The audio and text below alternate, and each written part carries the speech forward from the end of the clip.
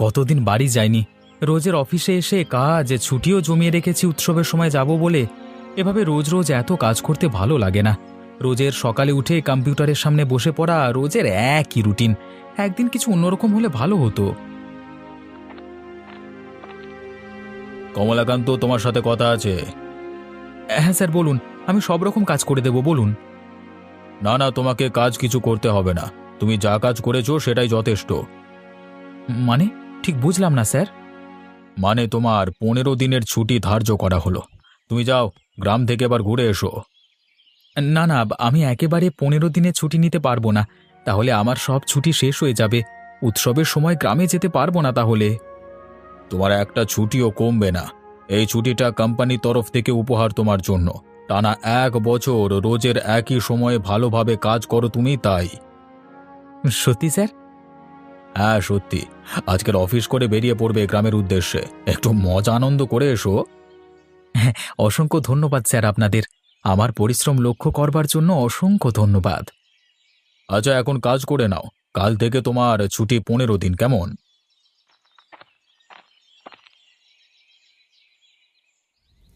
বৌমা, ছেলেটা কবে আসবে গো? ছেলেটাকে কতদিন দেখি না। আজকে মনটা খুবই খারাপ লাগছে। মা, মন খারাপ তো আমারও করে, কিন্তু কি করব, সহ্য করে থাকতে হয়। মনে হয় উৎসবের সময় বাড়িতে আসবে আমার স্বামী। যাওয়ার সময় তো বলে গিয়েছিল। উৎসব তো এখনো অনেক দেরি গো বৌমা। এতদিন পর আসবে। আসবে কিনা এখনো ঠিক নেই। যদি কোম্পানি ছুটি দেয় তবেই, না হলে আর কি করে আসবে। আশা করছি ছুটি দেবে। এতদিন ছুটি না নিয়ে কাজ করছে। আচ্ছা মা, আলুটা আরেকটু কাটবো, দেখুন তো। না না, আর কাটতে হবে না। তুমি আমার কাছে দিয়ে যাও, আমি রান্নাটা করে ফেলি চটপট। এই নিন মা, আর মন খারাপ করবেন না।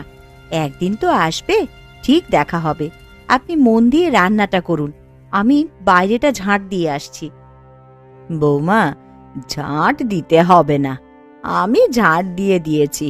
তোমার তো কাজ হয়ে গেছে, তুমি যাও, ঘরে গিয়ে বিশ্রাম নাও। না না, আপনি কাজ করবেন আর আমি বিশ্রাম নেব, এটা হতে পারে না। আরে কিছু হবে না, আমি রান্না করে নিচ্ছি। আমাকে শাশুড়ি মা ভাববে না, নিজের মা ভাববে। আমি নিজের মেয়েকে আগলে রেখেছি। সত্যি, আপনার মতন একজন শাশুড়ি মা পাওয়া আমার ভাগ্যের বিষয়। ঠিক আছে, আপনি রান্না করুন তাহলে।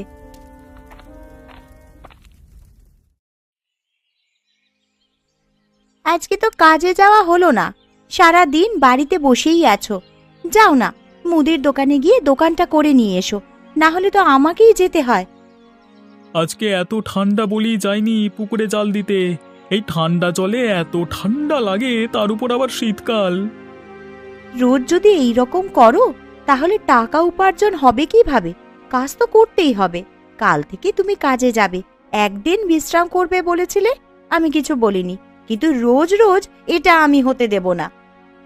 না গো, আমি কাল থেকে আবার কাজে যাব। আমারও তো একটা জ্ঞান আছে। তুমি এখন একটা ব্যাগ দাও, মুদিখানা করে নিয়ে আসি। আমার সোনা বউটার কষ্ট হবে। মানে ধ্যাত, শুধু উল্টোপাল্টা কথা। আমার লজ্জা করে না নাকি? আরে আমি তো ঠিকই বললাম। আরে এতে লজ্জা পাওয়ার কি আছে? তুমি তো আমার একটা মাত্র সোনা বউ, যাকে আমি খুব ভালোবাসি। আচ্ছা, এখন চুপ করো আর ধরো এই ব্যাগ, নিয়ে বেরিয়ে পড়ো। শুধু উল্টোপাল্টা কথা। ওরে বাবারে, লজ্জা পেয়ে গেল যে একেবারে আমার লজ্জাবতী লতা। তুমি যাও গো, এসে আবার স্নান করে খেতে হবে তো। হ্যাঁ যাচ্ছি। আজকে বাইরে এত ঠান্ডা হাওয়া দিচ্ছে যে কি বলবো। বাইরে বেরুলে কেঁপে যাচ্ছে শরীরটা। ওই জন্যই সারা দিন আজকে ঘরে বসে আছি। শীতকাল, ঠান্ডা তো হবেই।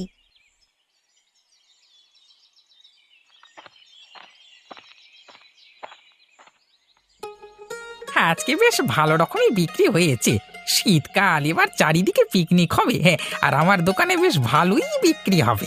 আজকেই তো কত টাকার বেচা কেনা হয়ে গেল এই মাসটাতেই। হ্যাঁ, এই মাসটাতেই হয়। কি সাহিল, বসে আছিস?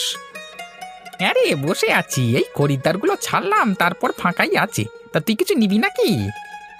হ্যাঁ, নেবো বলি তো এসেছি। এই নে ফর্দ ধর, এটা দেখে জিনিসপত্রগুলো সব এই ব্যাগটাতে ভরে দে। আচ্ছা আমি দিচ্ছি, একটু দাঁড়া। অনেক কিছু জিনিসপত্র রে, হ্যাঁ। হ্যাঁ, সারা মাসে জিনিসপত্র একটু বেশি হবে, তাই না? আরে আমি তো একবারই মুদিখানা দোকানে আসি। তুই ভালোই কাজ করিস।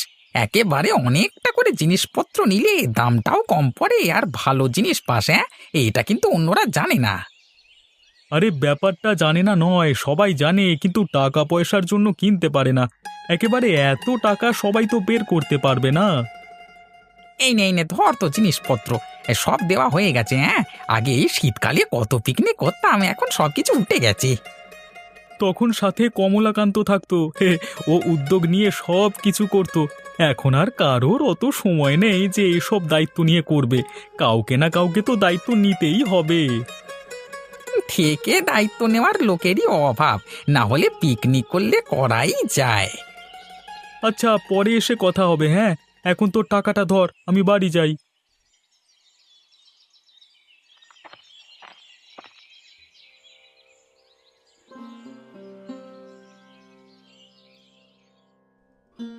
মা, আজকে রান্নাগুলো অসাধারণ হয়েছে। এই আলু পোস্ত আর ভাত খেতে কি সুন্দর লাগে। এই খাবার খেতে তোমার যেমন ভালো লাগে, তেমনি আমার ছেলেটারও খুব পছন্দের খাবার এই আলু পোস্ত। আলু পোস্ত আর গরম দুধ মেখে ভাত খেতে খুবই ভালোবাসতো ছেলেটা। ও, তাই নাকি? হ্যাঁ গো মা, কিন্তু এখন তো নিজেই রান্না করে, নিজেই খাওয়া দাওয়া করে। ছেলেটা তো চিঠিতে বলে ভালো আছি, কিন্তু সত্যি কেমন আছে কেউ জানি না। মাসে 2টো চিঠি পাঠায়। মা, আপনি মন খারাপ করবেন না। খুব শীঘ্রই আপনার ছেলে আসবে বিদেশ থেকে।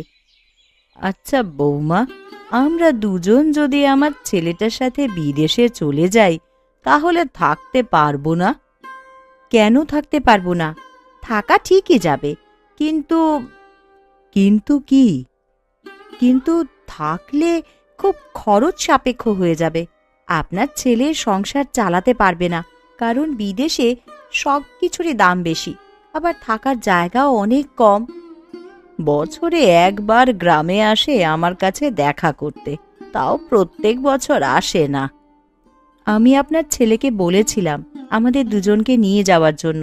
এইসব শুনে আর কি বলি বলুন? বেশি খরচ হয়ে গেলে ভবিষ্যতে প্রচুর দুর্দশার সম্মুখীন হতে হবে আমাদের।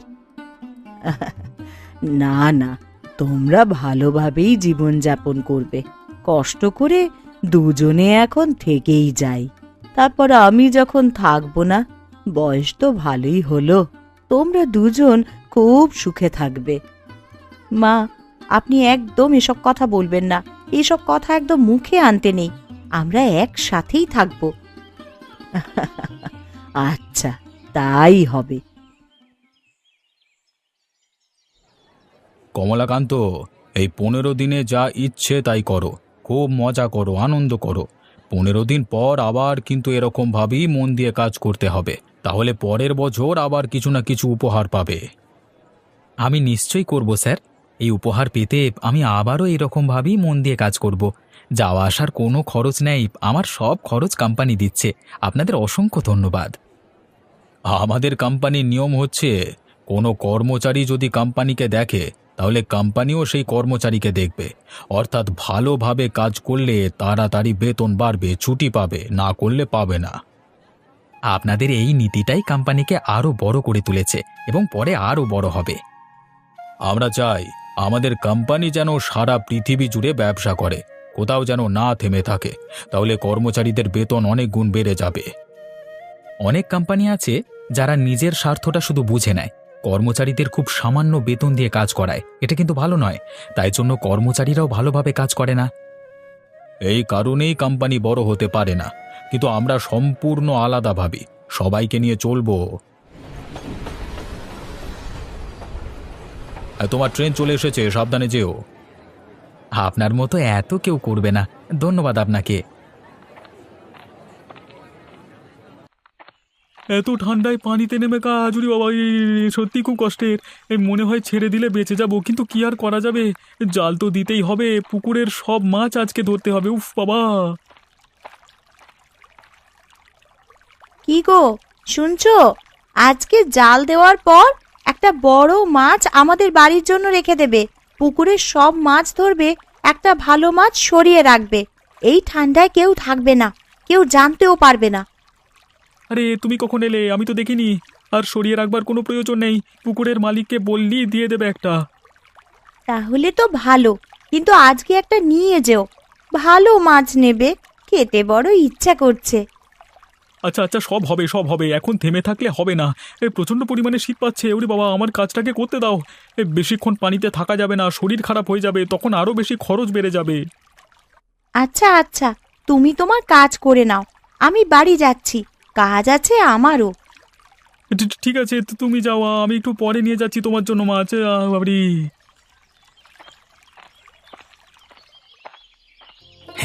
কতদিন পর গ্রামের মাটিতে পা দিলাম, মনটা আনন্দে আর তৃপ্তিতে পরিপূর্ণ হয়ে গেল। নিজের গ্রামের মতো সুখ কোথাও নেই। হ্যাঁ, গ্রামটা এখনো কোনো পরিবর্তন হয়নি। আগেরবার যখন গিয়েছিলাম তখনও ঠিক এরকমই সুন্দর ছিল, আর এখনো সুন্দর আছে। এটাই হলো গ্রাম বাংলার মাহাত্ম্য। শহরের মানুষ এলে শহরে ফিরে যেতে ইচ্ছে করবে না। চারিদিকে পাখির কিচিরমিচির ডাক, চারপাশে সবুজ ক্ষেত, নদীর পানির কলকল আওয়াজ সোজা বুকে এসে লাগে। আরে মাথায় হাঁড়ি নিয়ে সামনের দিকে এগিয়ে আসছে, ওটাকে দূর থেকে দেখে মনে হচ্ছে তো চিনি। বাবা, তোকে তো চিনতেই পারা যাচ্ছে না রে। আরে, এ পোশাক আশাক দেখে মনে হচ্ছে বেশ ভালো রোজগার করছিস। হ্যাঁ হ্যাঁ, আমাকে মনে আছে? আরে কি সব বলিস তুই? আমার প্রিয় বন্ধুগুলোকে মনে থাকবে না আবার? কোথায় চলেছিস? এই তো যাবো মালিকের বাড়িতে, মাছ ধরেছি, এগুলো পৌঁছে দিয়ে আসতে হবে। আচ্ছা আচ্ছা, তুই যা, পরে কথা বলবো। মাথায় অত ভারী জিনিসটা নিয়ে আছিস। এবার আমিও খুব ক্লান্ত আর কি, বিকেলে দেখা করব, কেমন?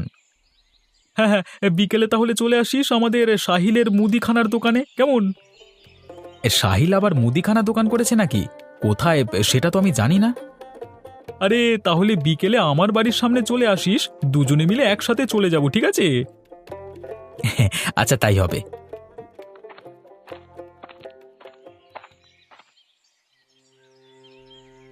মা, কে এসেছে দেখো, আমাদের যে পুরো চমকে দিলে। তবে তাহলে আমিও পারি চমক দিতে, হ্যাঁ? বাবা, আমি তোকে কতদিন দেখিনি, কেমন আছিস রে বাপ আমার? কাল থেকে খুবই মন খারাপ করছিল তোর জন্য। আমি ভালো আছি মা। তোমাদের জন্য দেখো কত উপহার নিয়ে এসেছি। শাড়ি কিনে এনেছি, দুজনের জন্য গহনা কিনে এনেছি। আরে তুমি আগে বসো, তারপর এসব হবে এখন। বাবা, ওইখানে সব কেমন রে? সব মানুষজন কেমন? আরে ওখানে সবাই যে যার মতো ব্যস্ত। ওখানে গ্রামের মতো নয়, সবকিছু নিজেকে করে নিতে হয়। একটু কষ্ট তো হয়, কিন্তু কি করব, রোজগার করতে হলে বাইরে যেতেই হবে। তা বাবা, তুই এখন চলে এলি, উৎসবের সময় আর ছুটি পাবি তো? হ্যাঁ মা, এটা আমি ছুটি নিইনি, কোম্পানি আমাকে উপহার হিসেবে দিয়েছে। আমি কোম্পানিতে সৎভাবে পরিশ্রম করে কাজ করতাম বলে আর কি। বাহ, তাহলে তো কিছুদিনের মধ্যে আরো উঁচু পদে চলে যাবে। হ্যাঁ, আর কিছু মাসের মধ্যেই আমি আরো উঁচু জায়গায় চলে যাব, তখন বেতন আরো বেড়ে যাবে। আচ্ছা, আমি এখন একটু ঘুমালাম, ভালো লাগছে না, পরে গল্পগুজব করব, কেমন? ব্যাগে তোমাদের উপহারগুলো আছে, দেখে নিও, কেমন? দিদি, আজকে এত দেরি করে কেন?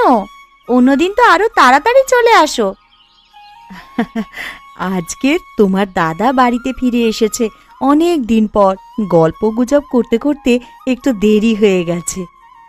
ও আচ্ছা, কমলাকান্ত দাদা দেশে ফিরেছে?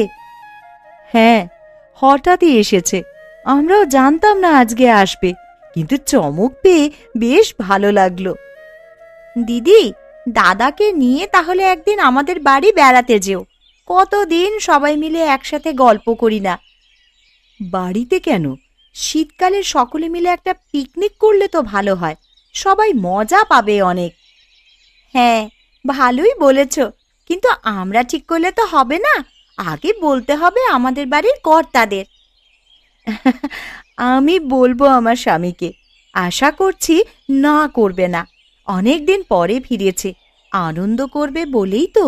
তুমি জিজ্ঞাসা করো রফিকুল দাদাকে। হ্যাঁ হ্যাঁ, বাড়ি গিয়েই জিজ্ঞাসা করব। দেখবে আমাদের বলার আগেই ওরা ঠিক করে ফেলবে কিছু একটা। কারণ অনেক দিন পর যখন তিনজনে একসাথে হবে, ওদের মধ্যেও খুশির সীমা থাকবে না। হ্যাঁ, এইটা তুমি একটা ভালো কথা বলেছ। দেখা যাক না কোথায় কি হয়। আচ্ছা, তুমি তোমার কাজগুলো করে নাও। আমার হয়ে গেছে, আমি বাড়ি যাচ্ছি। সবকিছু ঠিকঠাক করে দেখা হচ্ছে। বেশ জব্বর ঘুমটা হলো। শরীরটা এখন আগের থেকে চাঙ্গা লাগছে। যাই, পা চালিয়ে সাহিলের দোকানে যাই। মনে হয় রফিকুল চলে গেছে। না না, ভালো সময় গ্রামে এসেছি, সবার সাথে একটা পিকনিক করলে ভালো হয়। যাই যাই, গিয়ে সবাইকে বলবো। আয় আয় কমলাকান্ত, এই আমার পাশে এসে বস। কেমন আছিস রে ভাই? কাজকর্ম কেমন হচ্ছে বাইরে? আমি ভালো আছি। কাজকর্ম একদম ঝড়ের গতিতে চলছে। তোদের সব ঠিকঠাক তো? হ্যাঁ, সব ঠিকঠাক। গ্রামে ব্যবসা করছি, দিন চলে যাওয়ার মতো রোজগার হয়ে যায়। বাহ, তাহলে তো ভালোই। আমি ভাবছিলাম কি, এতদিন পর আমি গ্রামে এসেছি, তাও আবার শীতকাল, সকলে মিলে পিকনিক করতে গেলে ভালো হতো না? হ্যাঁ, ভালো তো হয়, কিন্তু এত দায়িত্ব কে নেবে? আরে ওসব চিন্তা করিস না। এই গ্রামে আমার তো কোনো কাজ নেই, আমি সব দায়িত্ব নিয়ে নেব। তোরা যাবি তো বল? হ্যাঁ, তাহলে যাওয়াই যায়। নদীর থেকে একটুখানি গিয়ে একটা সুন্দর দ্বীপ আছে, ওইখানেই যাব তাহলে। হ্যাঁ, জায়গাটা খুব সুন্দর, ওখানে গেলে বেশ ভালো লাগবে। আচ্ছা ঠিক আছে, তাহলে ওখানেই যাওয়া হবে। হ্যাঁ, কালকে সকালে সবাই তৈরি হয়ে থাকিস। সকাল সকাল বেরোবো, কেমন? কেনাকাটা আমি করে নেব ভোর ভোর উঠে, কেমন? আচ্ছা, তাহলে সব খরচ কিন্তু তুমি করো, পরে হিসেব করে আমরা টাকা পয়সা দিয়ে দেব। আরে চিন্তা করিস না, আমি আছি তো। এখন উঠলাম রে, কাল তো আবার অনেক ভোরে উঠতে হবে। বাড়ি যাই, তোরা গিয়ে বাড়িতে বলে দে, কেমন? কতদিন পর আবার একটা পিকনিক হবে, আমার তো ভেবেই আনন্দ লাগছে। এখন কমলাকান্ত আছে বলি হচ্ছে, না হলে হতোই না। এত ভোরে উঠে বাজার দোকান করা, সবকিছু প্রস্তুত করা মুখের কথা নয়। কে এই দায়িত্ব নেবে? কেউ নেবে না। নাও সবাই নেমে পড়ো, চলে এসেছি আমরা গন্তব্যস্থলে। এবার পিকনিক হবে। সাহিল, সব মালপত্র নামিয়ে নে, মাংসটা নামাবি। এই রে, খুব বড় একটা ভুল হয়ে গেছে তো। কেন রে, কি হয়েছে আবার? সব কিছু তো ভালোভাবেই হলো, আমরা ভালোভাবেই তো চলে এলাম। আমি তো মাংস কিনতেই ভুলে গেছি। কি হবে এবার? সমস্ত কিছু নিয়ে এলাম, মাংসটাই তো আনা হয়নি। আরে, এ নিয়ে রাগ করে লাভ নেই। তুই সব কাজ করেছিস, একটা ভুল তো হতেই পারে। আয় আয়, সবাই জঙ্গলের ভেতরে কিছু পাওয়া যায় কিনা দেখা যাক। দ্বীপ তো ছোট নয়, কিছু না কিছু পেয়ে যাব। হ্যাঁ হ্যাঁ, চল চল।